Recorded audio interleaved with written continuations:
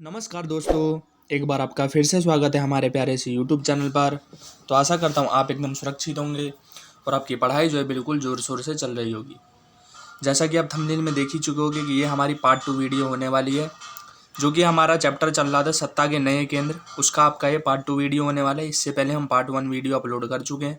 अगर आपने नहीं देखी है तो सबसे पहले उस वीडियो को जा करके देख लें, जिससे आपको जो है पार्ट 2 वीडियो समझने में बिल्कुल आसानी होगी। अगर आप हमारे यूट्यूब चैनल पर पहली बार आए तो चैनल को सब्सक्राइब करें, जिससे हम जो भी स्टडी से रिलेटेड वीडियो डालें तो आपको सबसे पहले नोटिफिकेशन मिल जाए। इसी प्रकार हम आपके लिए जो आपके सिलेबस के अनुसार जो भी चैप्टर आ रहे हैं उसकी सारी वीडियो हम जो है आपको प्रोवाइड करवा देंगे। उसके बाद हम पूरे साल आपके लिए जो है मेहनत करने वाले हैं। आपके लिए इंपॉर्टेंट क्वेश्चन है, इंपॉर्टेंट MCQ हो या फिर जो भी सैम्पल पेपर हो, वो सभी चीज़ें हम आपको जो है पूरे साल करवाएंगे। तो इसलिए आप लगातार जो हमारे चैनल से जुड़े रहिए।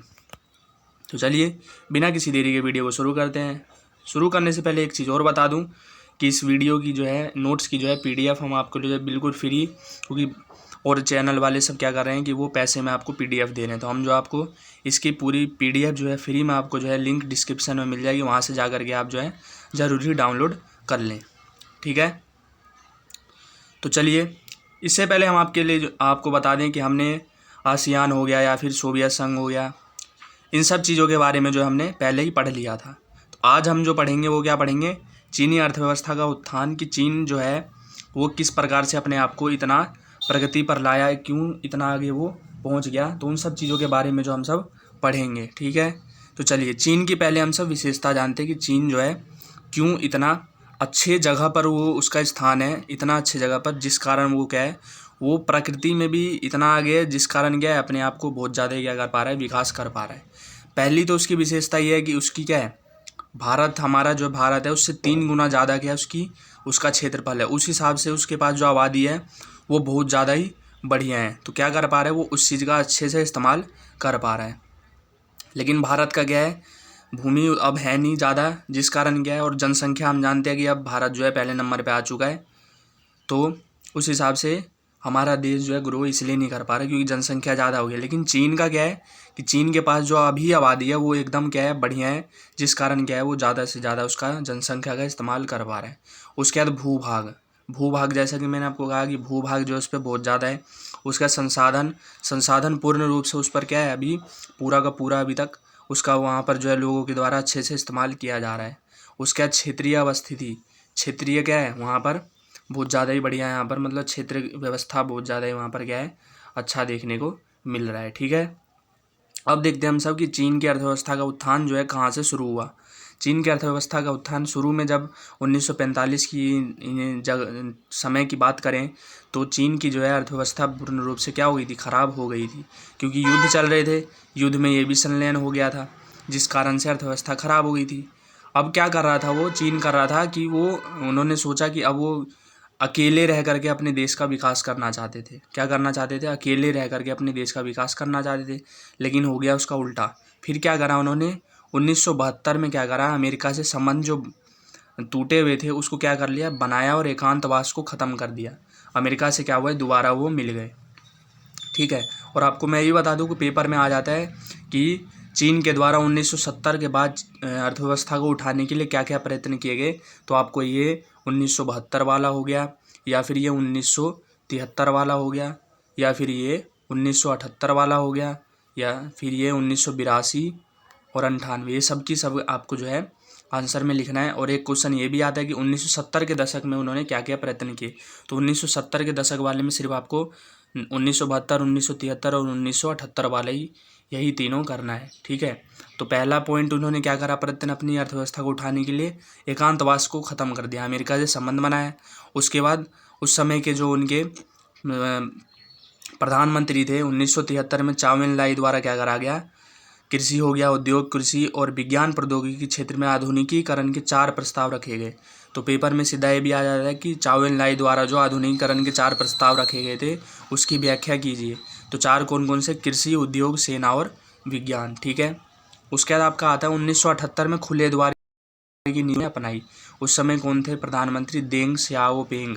कौन थे, देंग सियाओपिंग। तो उसमें क्या हुआ था खुले द्वार की नीति में कि कोई भी देश जो है वो क्या कर सकता था, चीन में आकर के अपना उद्योग लगा सकता था।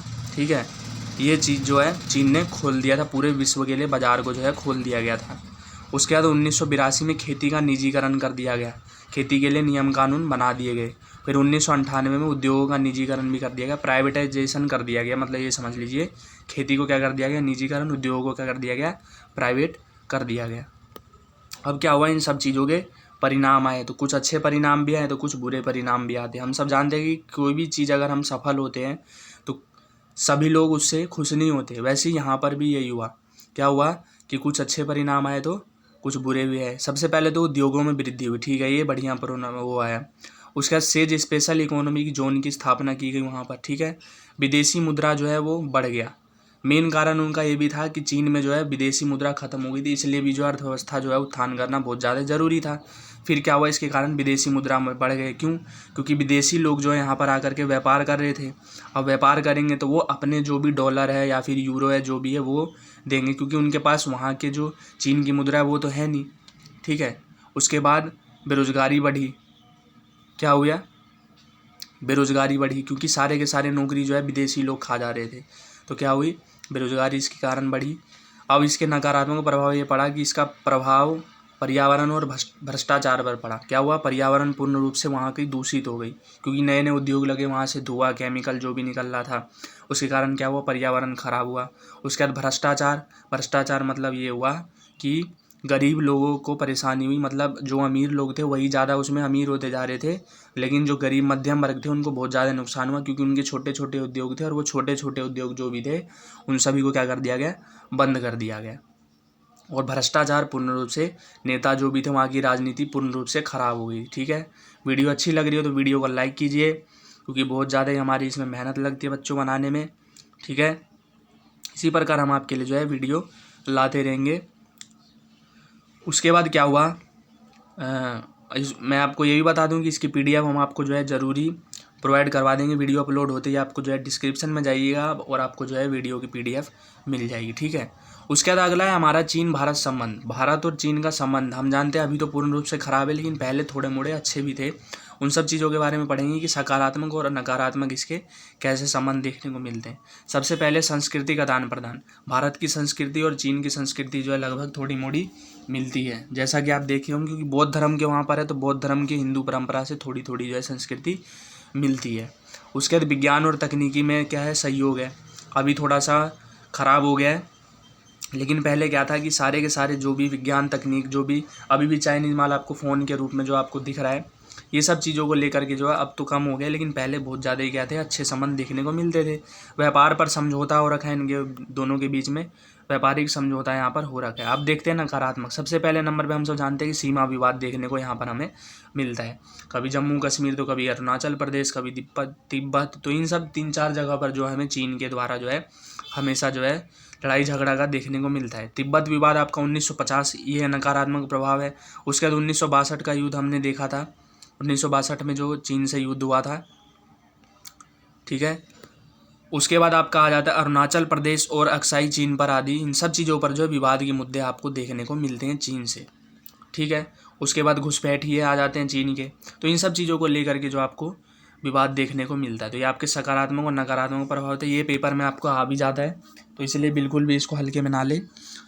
और आपको जो भी अगर कोई समस्या है इस चैप्टर से रिलेटेड तो आप जो है हमें कमेंट में बताइएगा, हम आपके लिए बहुत ज़्यादा क्या करेंगे, जल्द से जल्द आपके उस कमी का जो है समाधान करने की कोशिश करेंगे। ये वीडियो अच्छी लगे तो वीडियो को लाइक कीजिए, शेयर कीजिए, ज़्यादा से ज़्यादा अपने क्लास ग्रुप हो गए अपने दोस्तों को शेयर कीजिए, और चैनल को सब्सक्राइब करिए, क्योंकि हम आपके लिए जो है इसी प्रकार वीडियो पूरे साल लाते रहेंगे। ठीक है, तो वीडियो जो है हमारी यहीं पर समाप्त हो गई है, चैप्टर पूरा कंप्लीट हो गया है। इसी प्रकार हम आपके लिए जो है अगला चैप्टर जो भी आपके सिलेबस के अनुसार है उसे जल्द से जल्द आपको प्रोवाइड करवाएंगे। अब आपका काम सिर्फ ये है कि वीडियो को लाइक कीजिए और सब्सक्राइब कीजिए चैनल को। तो चलिए मिलते हैं हम अपने अगले वीडियो में। धन्यवाद।